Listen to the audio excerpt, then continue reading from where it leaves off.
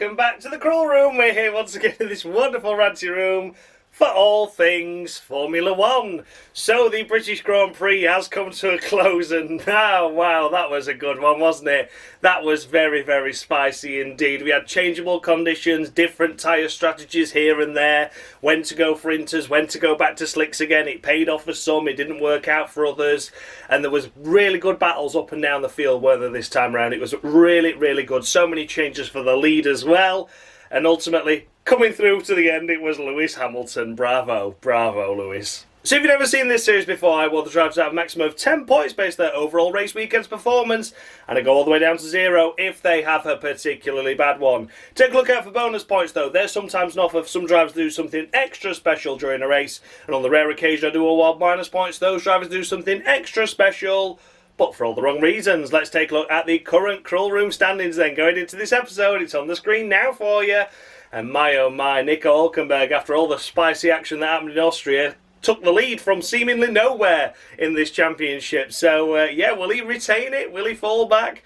We'll have to find out. There's plenty of drivers up and down that field that will be looking to progress up the order in the Crawl Room standings, and some of them did do a good job this weekend, others not so much.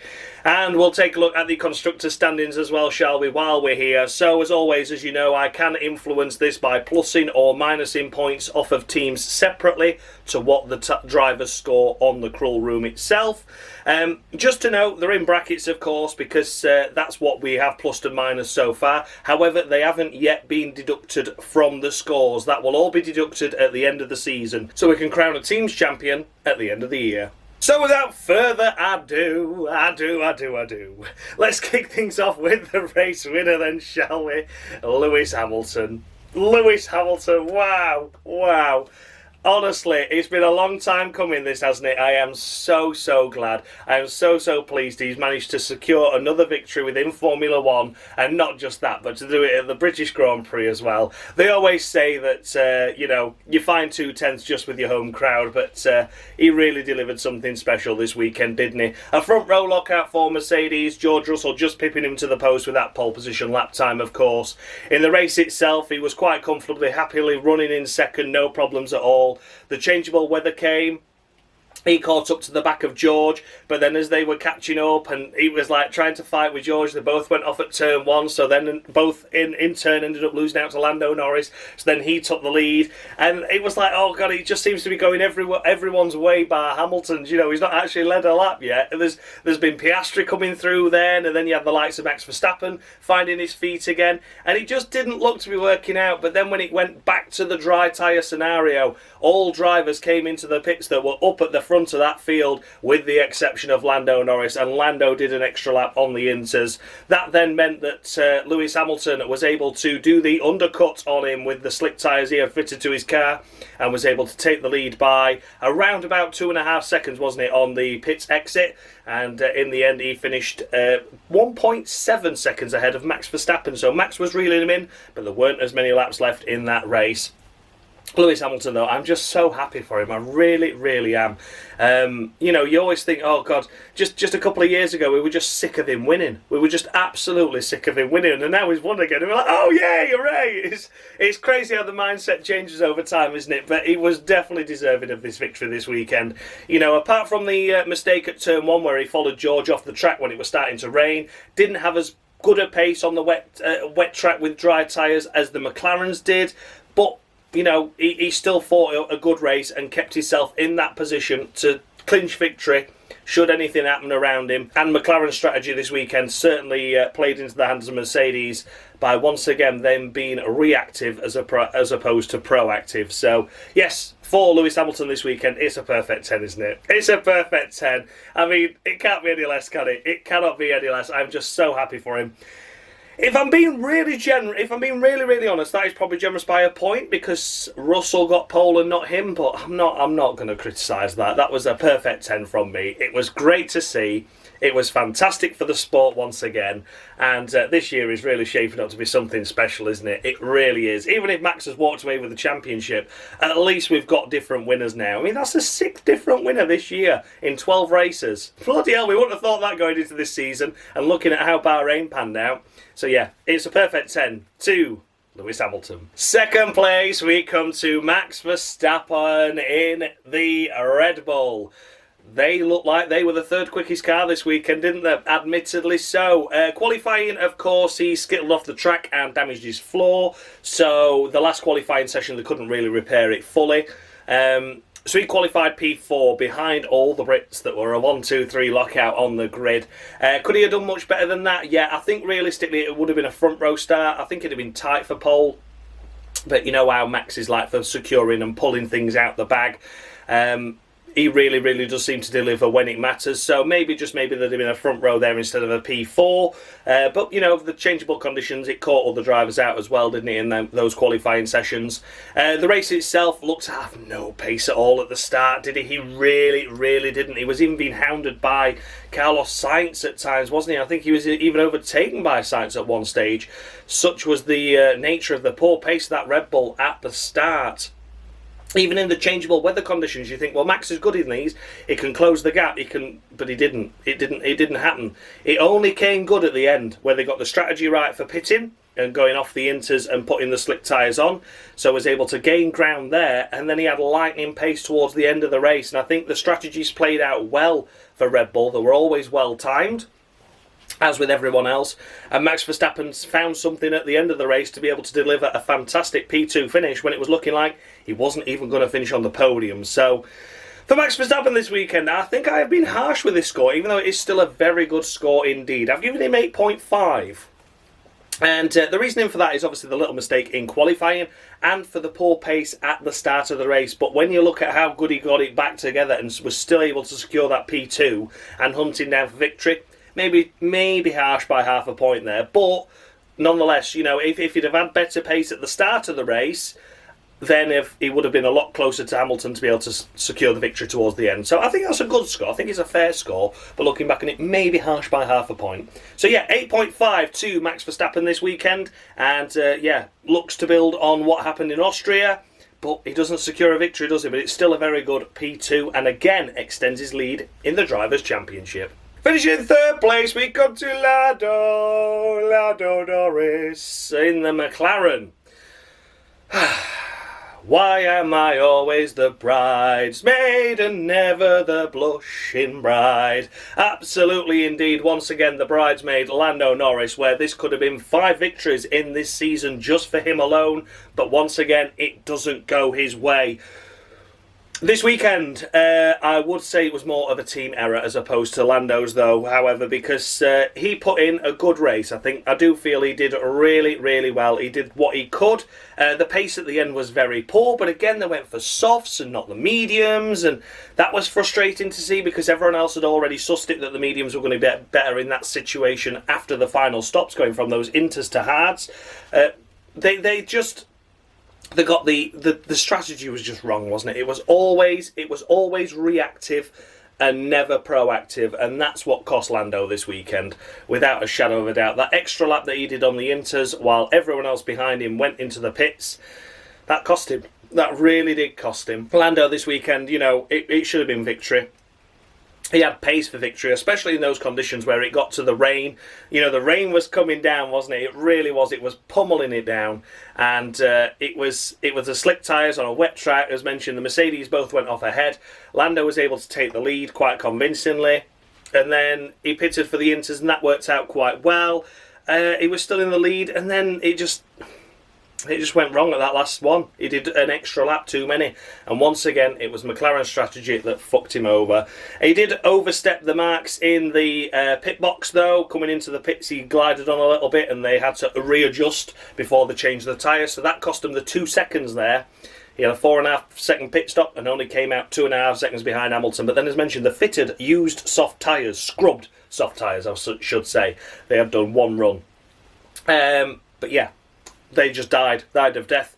and then he was a victim to Max Verstappen, who he'd previously overtaken earlier in the race after dropping back at the start. And then that was that. So for Lando Norris, I've given him 9 points this weekend. I do feel that I need to knock a point off for the overstretch in the pit box where he overstepped his marks there, cost himself a couple of seconds, could have been much closer to Hamilton, and the fight could have been on with the DRS active, and for slipping back behind Max Verstappen at the start, which ultimately cost him a little bit of time as well.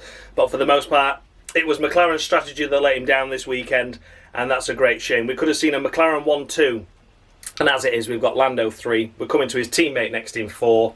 They'll be ruining what was yet again another missed opportunity. In 4th place, we come to Oscar Piastri. What's your favourite pastry? Frustration once again creeping in at McLaren, and with Oscar Piastri, who was on for a stunning result. I think he could have bloody won that thing as well, to be honest with you. The pace at the end of the race he had was absolutely sublime, but sadly it all came undone in the first round of pit stops for Oscar. So they screwed Lando over in the second set, they screwed Oscar over in the first set of pit stops. They were close to each other, admittedly. There was less than a second between Lando and Oscar at the time of pitting to go off the slicks and onto the inters, but Oscar could have made space, and yeah, admittedly would have lost a couple of seconds doing so, and would have lost a couple of seconds in the double stack, but as it was, he lost close to 20 seconds, if not more than 20 seconds actually, because he had to do a complete extra lap on slick tyres on a track that was clearly wet. By the time Oscar peeled into the pits, all the cars that he was racing around with, before he pitted and before the pit stops, all were practically lined up behind him as he peeled off. So he lost a full pit stop behind there. And we're talking about him here finishing P4, only 4.5 seconds behind his teammate at the flag. So that shows you how well the medium tyres worked out for him. And he had some stellar pace, in that race, did a really good job. He held off onto the fastest lap until Sainz at the end pitted for soft tyres because he could get a free pit stop. So yeah, Oscar Piastri did a fantastic job this weekend, once again let down by the strategy within the team.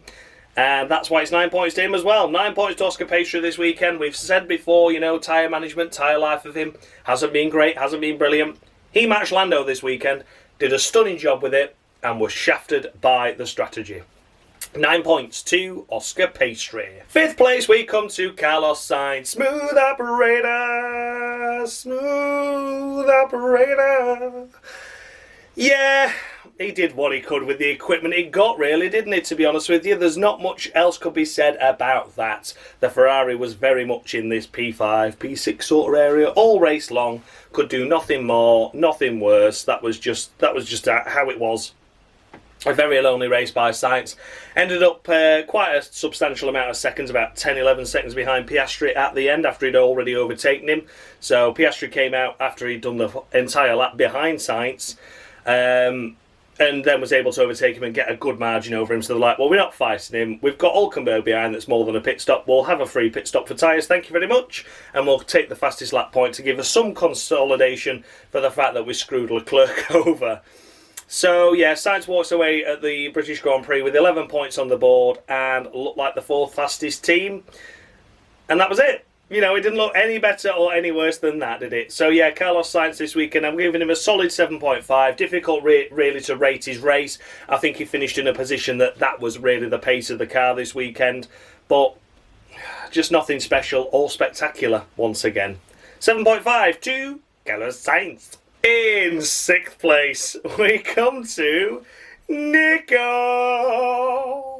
Hülkenberg. Oh, I needed that. Nico Hülkenberg, my. 2 P6s in a row for them and the Haas squad. They are cheering, they are jumping for joy. They have gone well above Alpine, well above Williams, and well above the kick me up the arse Sauber squad that can't score points to save their life.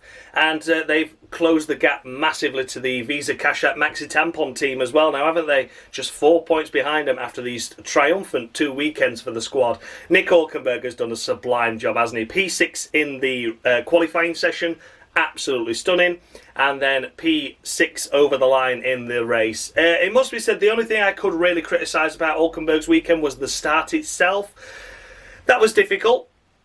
He lost 3 places there. He lost out to Stroll, he lost out to Leclerc, and he lost out to... Who else did he lose out to at the start? I can't quite remember, but he ended up P9 anyway.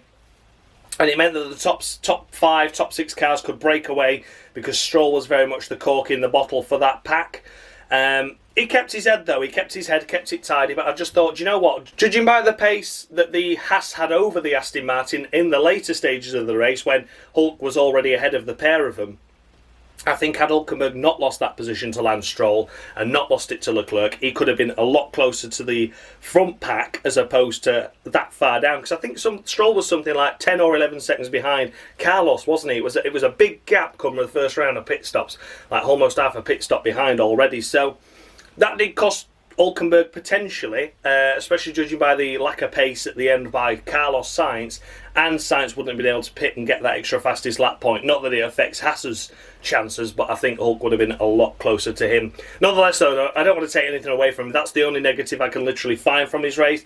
The rest of it was just one big positive, wasn't it? He did not put a wheel wrong. He didn't do anything wrong. He didn't put a wheel wrong and delivers another cracking 8 points to the Haas squad. It's a perfect 10, isn't it? It's a perfect 10. He took the lead of the Crawl Room Championship in last weekend's race at Austria, and I was like, wow, I didn't expect that. And yeah, he looks to be extending it, or certainly keeping on top of it at the moment.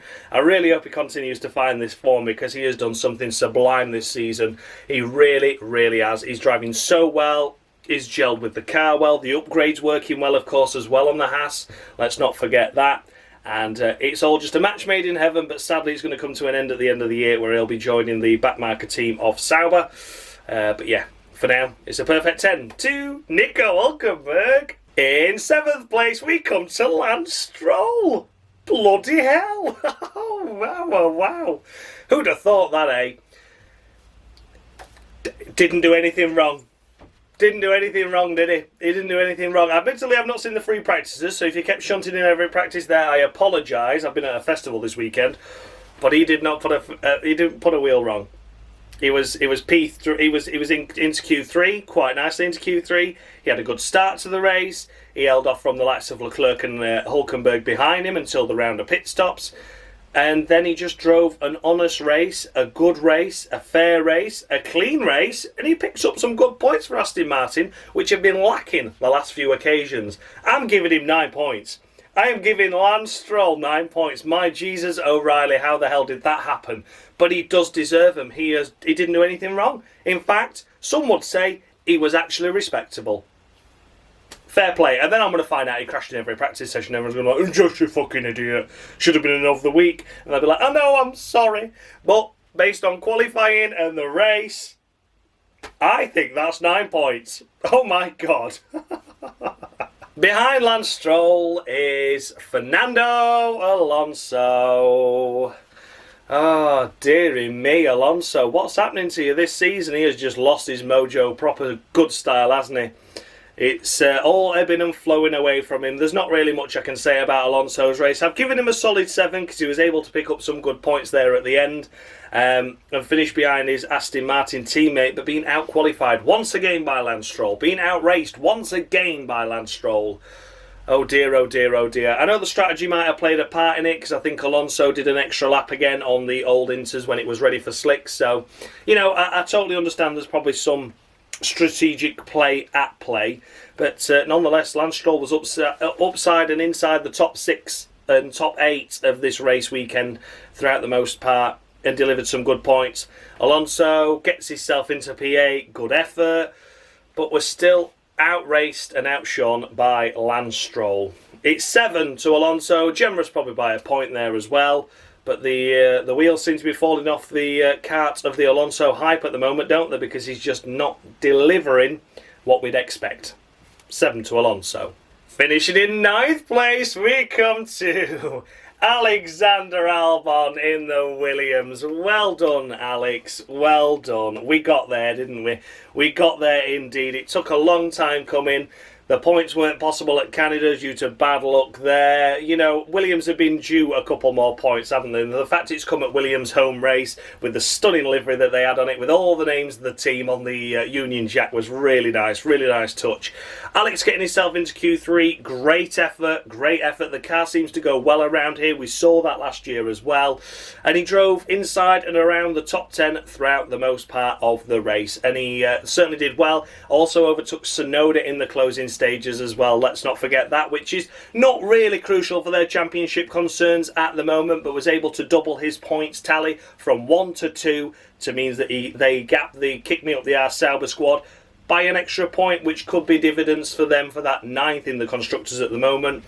And it did close to Alpine as well. Should Williams find the pace to start scoring points more regularly, and Alpine end up down at the back. So you never know. For Alexander Albon, it is no less than a perfect 10 from me. People are going to say that's generous, probably because Logan Sergeant was up there as well, who we'll come to in a moment. But keep him going, keep him fighting. I thought that was the best he could do with that car. You know, is he expected to finish behind the Aston Martins? Yeah, of course he is. Is he expected to finish behind the Haas that's there at the moment? Yeah, I think it is. That Hülkenberg upgraded car this weekend was stunning, wasn't it? And he beat RB. He beat Yuki Tsunoda with an on-track overtake as well. I don't think there's anything more he could have done that race. He got himself into Q3, he stayed in and around the points, and he picked up 2 well-earned points there after a great race. A perfect 10 to Alexander Albon. And as mentioned, finishing in 10th place and picking up the final points pay position, we come to Yuki Tsunoda. His first point in a good couple of races, isn't it? Didn't pick up any points in Spain because of the poor pace. Didn't pick up any points in Canada due to the error he made on track. Didn't pick up any points last time out because he had a hybrid of the car. It was a weird combination in Austria for him, wasn't it? But nonetheless, back on even playing field once again now with his teammate Ricciardo, after admittedly a couple of off weekends, and Austria was difficult to tell. But this time around, he picked up a point. Should have finished ahead of a Williams, I would say that. But, you know, at least he gets a point. That's something to write home about, at least. The weekend itself looked like RB could have scraped a point or two, and that's what he's done. So I've gone for a solid 7. A solid 7 to Yuki Tsunoda. I think that's a fair score. He picks up a point. He outraces his teammate. We've seen more from him earlier this season. But again, it looks like RB are going through this really understanding phase of the upgrades and updates of the car. A little bit confused and lost by it all. Maybe not getting the maximum amount of it they should be able to. So at least he scored a point. Could be a crucial point come the end of the season, especially with Haas charging now. But yeah, at the moment, Yuki Tsunoda did a solid job. Should have finished ahead of a Williams, I will say that. But I don't want to hold that too much against him because he still scored a point. A solid 7 to Yuki Tsunoda. Finishing just outside the points in P11, we come to Logan Sergeant. After I chucked him out of the cruel room because I was sick and tired of his poor performances. And here he is, finishing P11 on merit with only a couple of retirements and admittedly a couple of cars that did pit for inters too early in the race, so lost a huge amount of time. But even so, that is still a respectable effort. So it goes to show you, people clearly do watch this. Logan Sergeant watched the cruel room from Austria and thought, oh man, I'm devastated that I'm out of it, you know. I thought I had a chance of winning the cruel room this season. And obviously, it's not happened. That was a shit American impression. I'm so sorry, all Americans. But but he clearly watched it. He understood. And it's not the pressure from James Vowles. It's the pressure from the moaning Yorkshireman throwing you out of the most coveted championship on YouTube. And he's heeded my advice. He's learned from it and thought, do you know what? I can't do anything now to change the things on Cruel Room. That's happened. But what I can do is I can change my mindset, man. I can find Jesus and I can go forth. I can go get those points. And he did a great job to almost deliver the points. That was probably one of his better races in his Formula 1 career and by far his best race he's had this season. He finishes around 12 seconds behind Alex, which is fair enough, and qualified himself a respectable P12 as well. So got himself in the mid-pack and stayed there. Fair play, Logan. You're disqualified anyway, which means I don't normally talk about you. However, you were worth talking about this race around. Shame you couldn't have done this last weekend to save yourself disqualification. But nonetheless, Logan, I'm very happy you've listened to me. I'm very happy you have seen the results of your actions on the Crawl Room. And I really hope now this is the start of things to come. And you can continue delivering great performances, even though you can't score points here. Disqualified anyway for Logan Sergeant, but what a respectable effort. Finishing 12th place, we come to K-Mag, Kevin Magnuson in the Haas. I have been very generous with K-Mag this weekend because I don't think it was all his own fault why he was out in Q1. I know we've seen it earlier on this season where he's out in Q1 and Hülkenberg puts a mighty effort in and gets into Q3. We've seen it before, we have seen it, I'm aware of that. But Kevin Magnuson this weekend, that Q1 session was really difficult. The Haas's were the first to complete their lap time on the slick tyres as it was getting, slicker. The track was off, obviously, from inters onto slicks. They were the first ones to complete their laps and then obviously watched them tumble. I mean, Hülkenberg was leading that session and tumbled all the way down to 15th. So, I mean, Kevin Magnuson couldn't get any higher than first, could he, So, the fact he was knocked out, the way that Haas played it, there was always going to get one car knocked out of Q1. And then with the changeable conditions, it made it difficult for Kevin Magnuson to really play any sort of part in the race. Just looking at it itself, it was frustrating that they didn't pit K-Mag on the same lap they pitted Hulk. There was enough of a gap between them because that would have got him ahead of Tsunoda and Sargent and probably would have got him a point at that stage. Maybe he could have gone after Albon as well. They went for the soft tyres with K-Mag as well, as that's what the other cars around him were doing. They also went for the softs with Hülkenberg as well, didn't they? Which turned out to be the wrong tyre because in the closing stages they were dying off. So I think Kevin Magnuson, realistically, had he pitted the lap earlier than he did and didn't stay out and undercut the others, he could have got himself into a good top 10 position, P9, P10, and he could have stayed there. I think he would have fought a little bit harder for the points.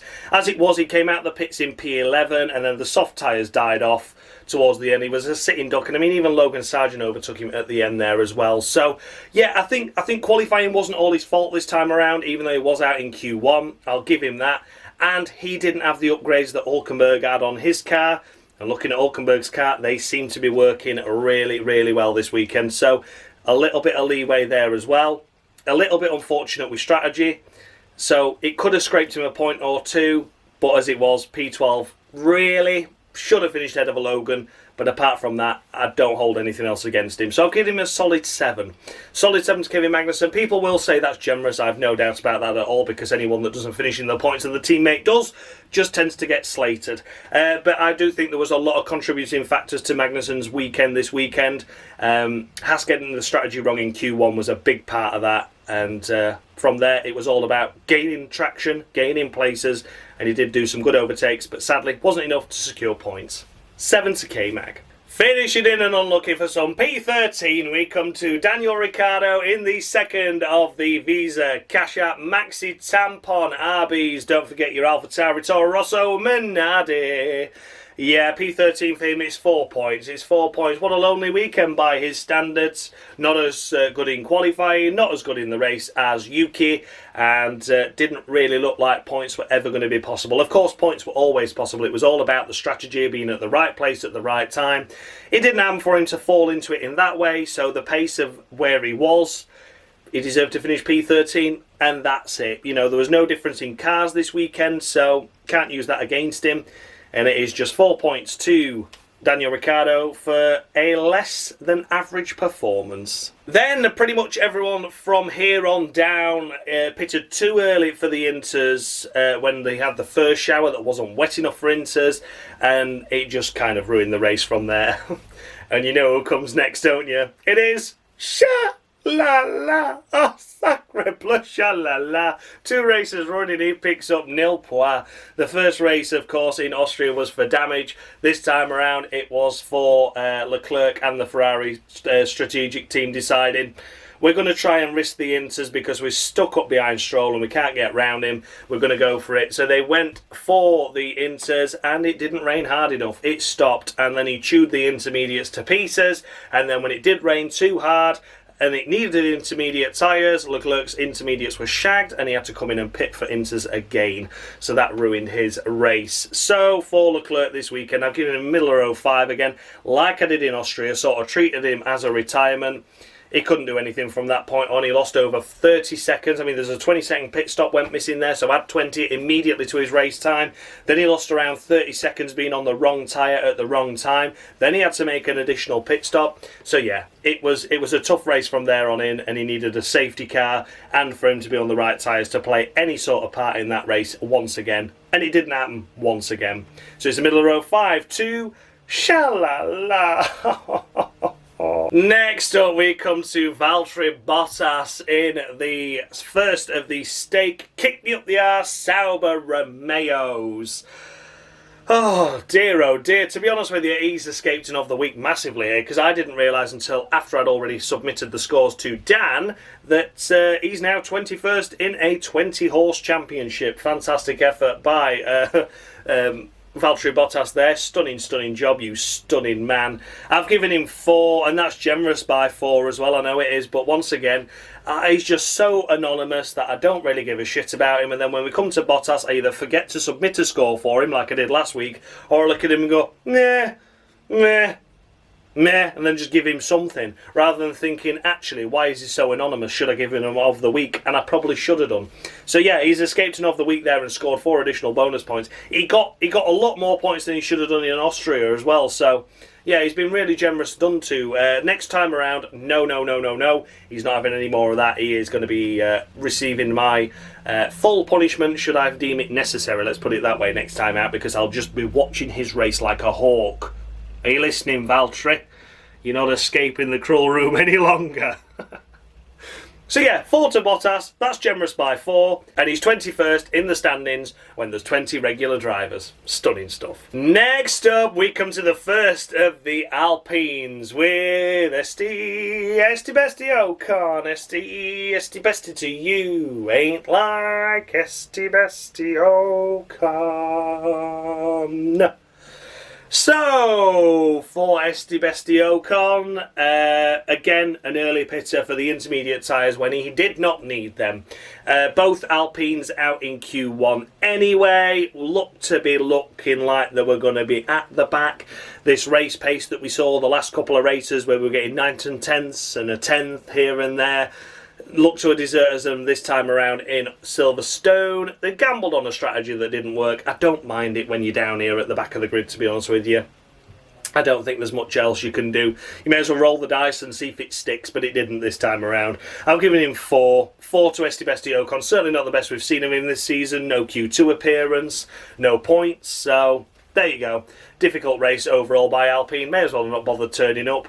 His teammates certainly may as well have not bothered turning up. For fuck's sake, he lost a lot of money on flights this weekend, didn't he? To do not a lot of lap times. But yeah, it's 4 to Ocon for now.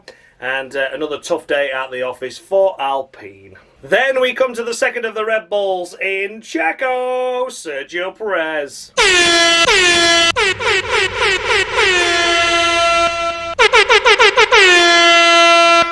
Hey, you've been disqualified, you bastard. And there we have it. There we have it indeed. Sergio Perez has been awarded a disqualification by Perry McCarthy. The Andrea Moda absolute legend that he was. Unbelievable stuff. I can't believe it. I cannot believe it. What a fitting driver to give Sergio Perez the disqualification. The original Stig in Top Gear. The black Stig in Top Gear. Can you believe it? But yes, unfortunately for Sergio Perez this weekend, once again, beached it into the gravel in Q1. So was out in P19, propping up the back of the field. And then in the race, they used him as a guinea pig and pitted him too early on the inters, and then just did all sorts with him. And I don't really care, to be honest, because he may as well be used as a guinea pig, because why not? There's no else to do with him, so just play with him, just torment him until he cries. But yeah, Sergio Perez this weekend, another dismal weekend, a weekend to forget. I don't really know what to say about Perez. Apparently this 2-year contract has been sort of revoked now, because apparently there's criteria that he's signed in the contract that means if he's not delivering by the summer break, they can rip it up. So it's all the rumour mill going around once again, the Red Bull. You know what they're like. they do what they want. So even though he signed a 2-year deal that then Christian owner said, no, it's a 1+1, so they already went back on that, they're now saying, oh, we actually have clauses up to the summer break, and if by the summer break he's not delivering, we can still just nil and void the contract. So I'm like, okay, so what was the point in fucking signing it in the first place then? Anyway, Sergio Perez this weekend, it has been another disappointing and dismal weekend for him. Maybe not all his own fault this time when it came to the strategy, but he was still out in Q1, and that was his error, and he picked up no points once again. Absolutely disgusting. So yeah, Sergio Perez has joined Logan Sergeant in the disqualified pile. And yeah, we're only 12 rounds into a season. We've lost 2 drivers where they can get 5 mistakes and then get disqualified. So that means 6 mistakes in 12 races. It's not good, is it? Not good at all. Oh dear, oh dear. The wheels have fallen off Sergio Perez's season, and they've certainly fallen off in the cruel room as well, because he's out of here. So it's a disqualification to Checo Perez. Finishing behind Sergio Perez, we come to Zhou Guanyu in the second of the stake. Kick me up the arse, Saubers.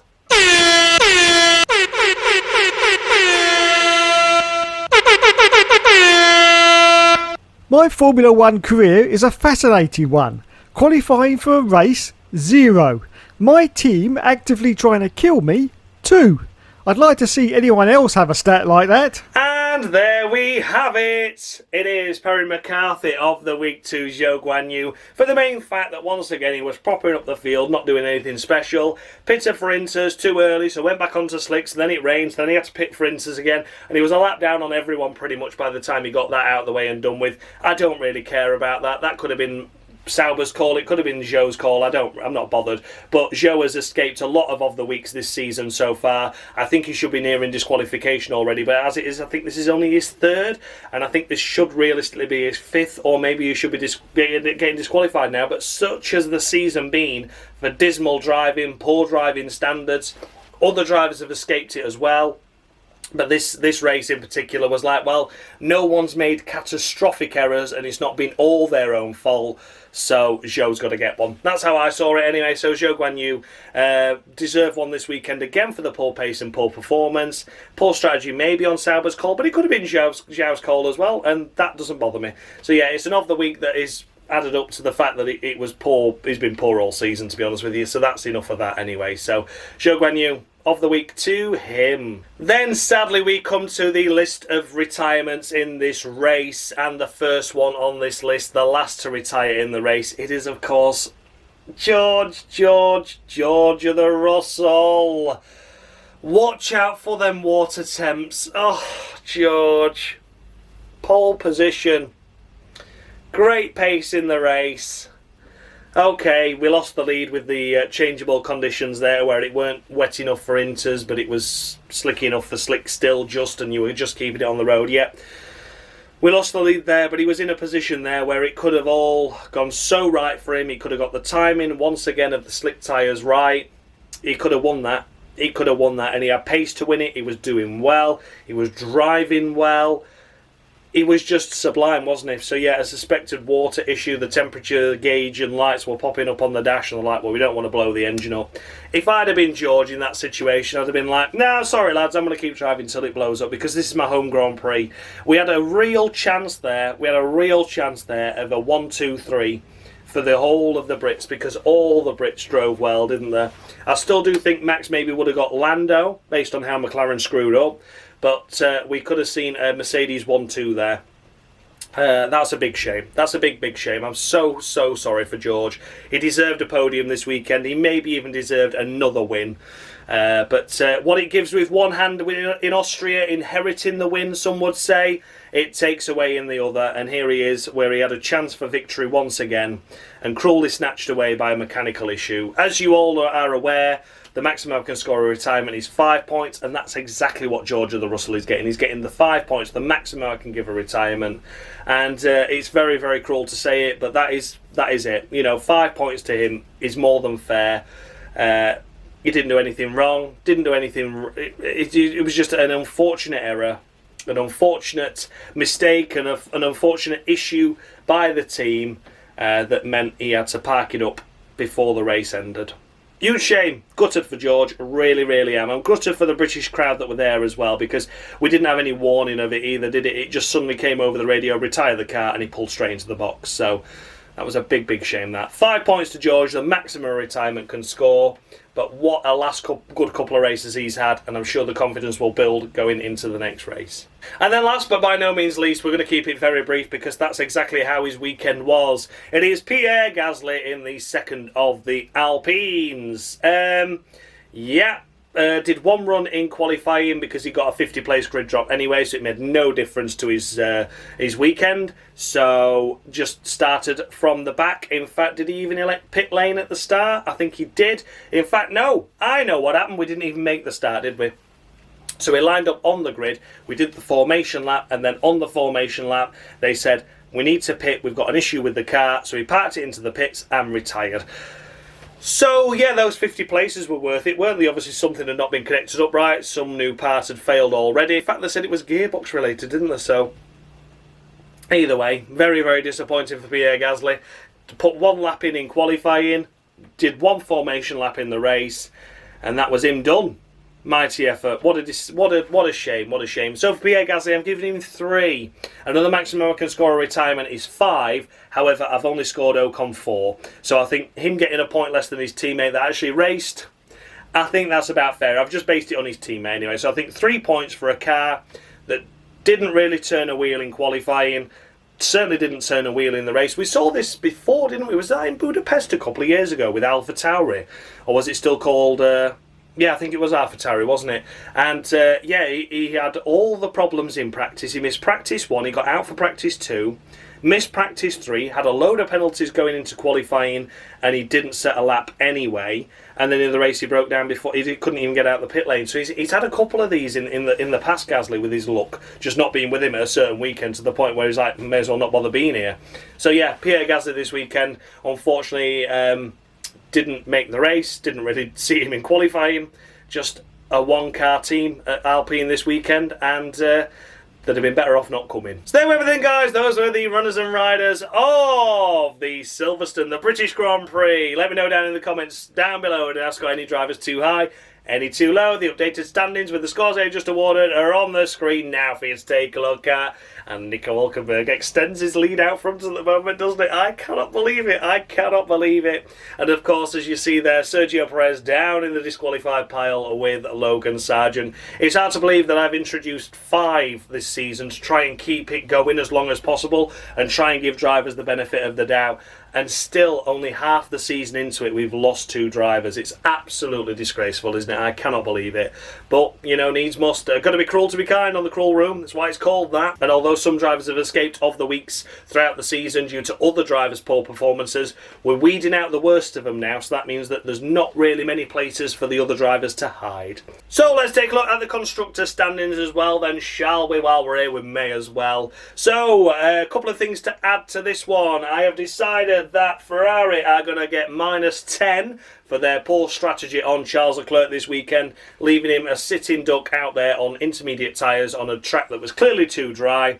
And for McLaren, with their poor pit stop strategies this weekend that cost Oscar Piastri, that cost Lando Norris, both of them could have had the potential win this weekend without those issues. Both of them stopping 1 lap later than they needed to, which was costly. I have awarded them -25. So 25 points will be coming off their score. Just to reiterate once again, in brackets, the minus points are there. That will be a running tally of plus points and minus points throughout the season. And obviously then at the end of the season, we'll come to the end. We will deduct the points off or add the points on, depending on how it works, because I can score bonus ones as well. And then we will reveal the winner. Thank you so much for watching, guys. I really do appreciate it. It's really, really good to see the love and support continue with the series. More people watching as well now.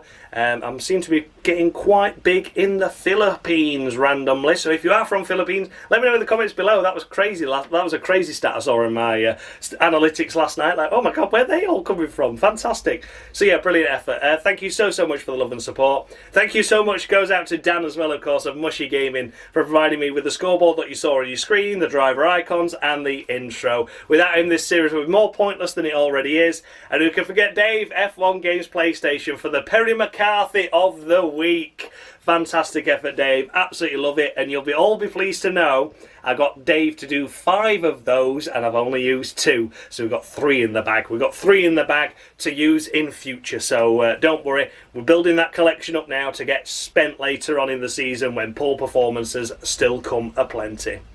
Thank you all so much for watching, guys. And as always, much love.